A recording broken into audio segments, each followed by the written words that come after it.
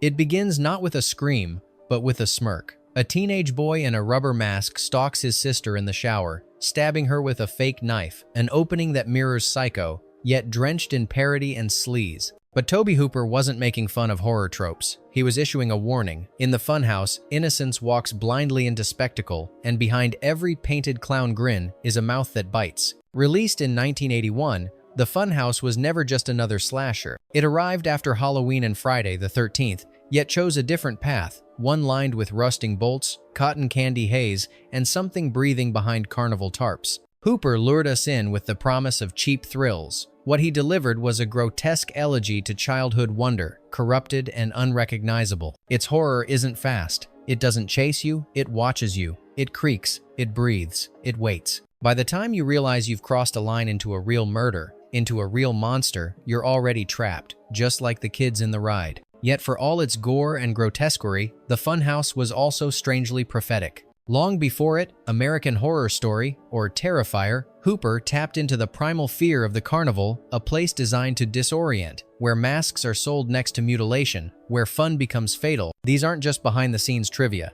These are the twisted gears behind the curtain. These are 20 weird facts you didn't know about the Funhouse and why this carnival was never meant to be fun. Fact Hasson, a parody of Psycho. That was never a joke? The opening scene of the Funhouse lures you into familiar territory, a voyeur with a knife, a terrified girl in the shower. It's a blatant nod to Hitchcock's Psycho, down to the tracking shot and screeching score. But it isn't homage, it's a misdirection. Director Tobe Hooper crafted this fake-out to critique the slasher formula that had already begun to wear thin by 1981. Instead of launching into another knife-wielding bloodbath, he unravels a far stranger horror, one that doesn't hide behind doors, but stands in plain sight. Joey, the prankster little brother, is revealed as the killer in a rubber Frankenstein mask. The tension collapses into juvenile laughter, but it's not funny for long. What begins as parody turns to unease as the boy peers out his bedroom window, revealing a house filled with taxidermied animals and parents who speak in monotone, dispassionate voices.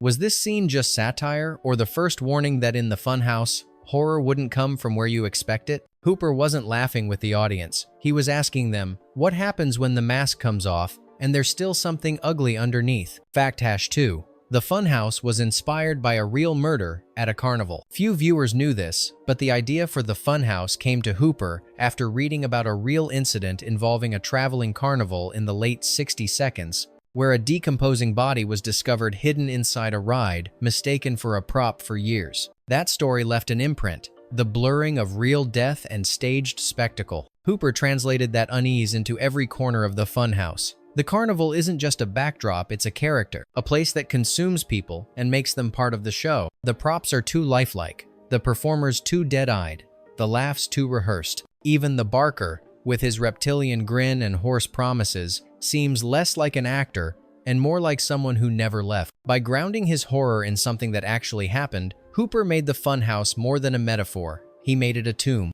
Fact Hash 3. The carnival was a real traveling show with a troubled past. Rather than building elaborate sets, the production team secured permission to film with a real traveling carnival operating out of Florida. What they got was far more unsettling than they bargained for. The rides were aging, their paint flaking under southern humidity. The booths had stains that weren't from spilled soda, and several carnies openly admitted that the equipment hadn't passed inspection in years. Hooper insisted on keeping it authentic. He believed that the grime, the rust, the clatter of barely working machinery would add a tactile fear no soundstage could replicate. One crew member later reported seeing a ride operator deliberately sabotage a motor during filming just to scare the cast. No one was hurt, but the message was clear. This place has its own rules. In the final cut, you can still spot real carnies lurking in the background. They weren't extras, they weren't acting, and maybe that's why the Funhouse feels less like fiction and more like an invitation you should have declined. Fact Hash 4. The carnival barker wasn't acting, he wasn't even an actor. Kevin Conway, the actor who portrayed the carnival barker, didn't just play one role, he played three: the freak show host, the strip show announcer,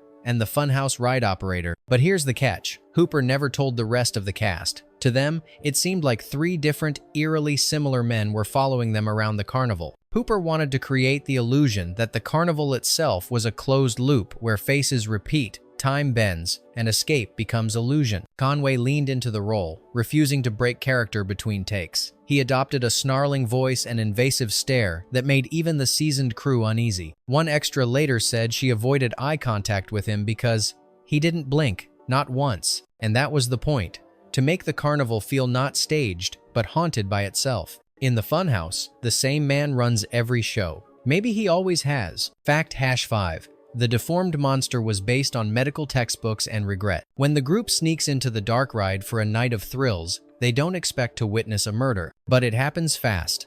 A fortune teller refuses to perform a sex act for the ride operator, and he strangles her in a fit of rage. That's when we meet the monster. Hooper didn't want a traditional killer. He wanted something malformed by life, not evil by design. So the makeup team, led by Rick Stratton, studied actual medical deformities, fetal abnormalities, and postnatal syndromes to create the creature's face. The result was so disturbing that the studio requested fewer close-ups. But here's the twist. Hooper regretted it. In interviews years later, he said he wished the monster had been portrayed more tragically, less grotesque, more misunderstood. Yet on film, the creature screams, drools, and writhes like an animal. And perhaps that's the tragedy. Hooper made a monster and forgot to let him be human. Fact #6.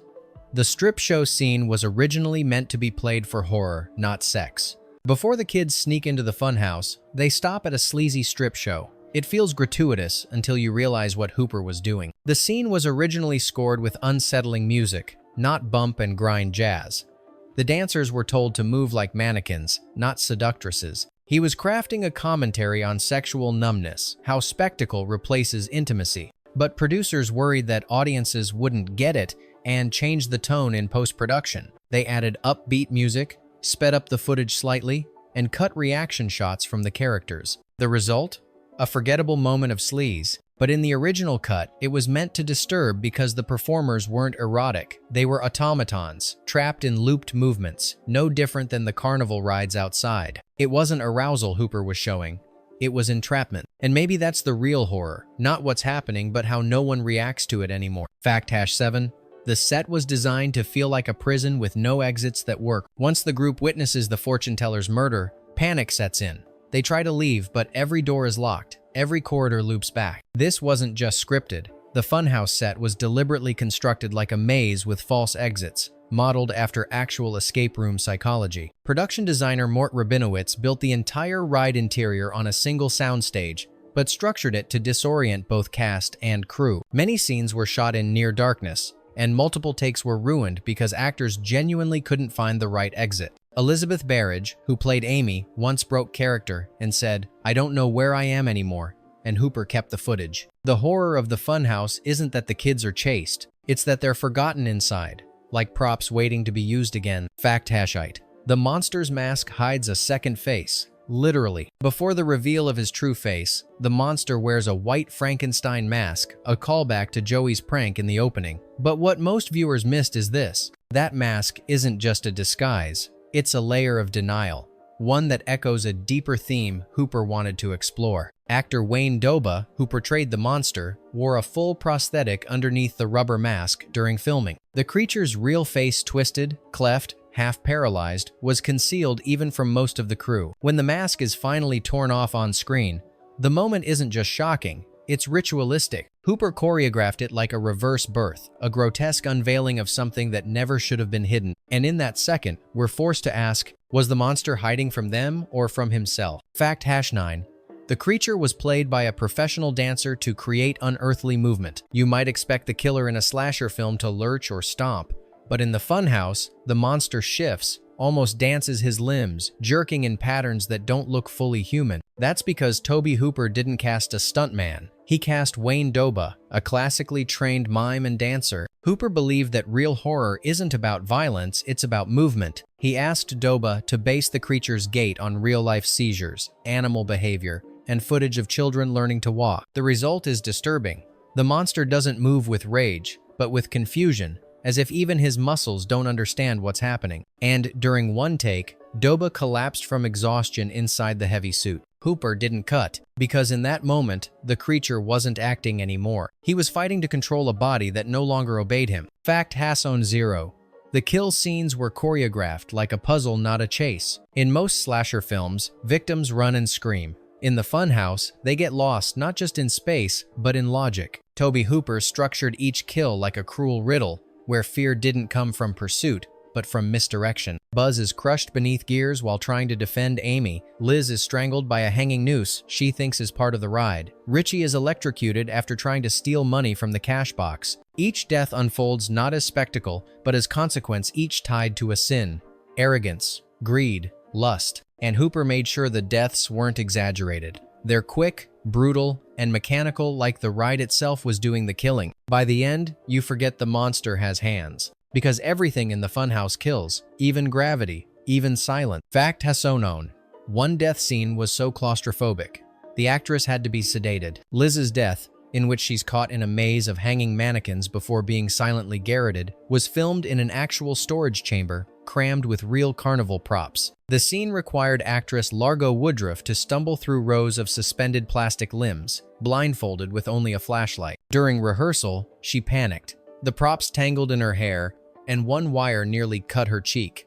She began hyperventilating. Tobe Hooper refused to rewrite the scene. Instead, the production brought in a medic and had Woodruff sedated just enough to dull her anxiety without affecting her performance. The final take was done in one shot. Her whimpers, the trembling hands, the moment she realizes she's not alone, all real. Sometimes method acting is a lie, but sometimes the fear is filmed as it truly happened. Fact Hassono. The monster's roars were mixed from real animal pains and a human in withdrawal. If the creature's guttural roars sound too primal to be fake, there's a reason. Sound designer Alan Howarth used a disturbing blend of sources: a lion's roar slowed to half speed, a baby elephant in distress, and most chillingly, audio of a man experiencing heroin withdrawal in a treatment center, his moans raw, hoarse, and involuntary. Hooper wanted the creature to sound not monstrous but suffering. He believed that pure evil was boring. Pain, on the other hand, was infinite. The result is a creature that doesn't just scare you, it hurts to listen to, because somewhere beneath that scream is a person who never asked to be born.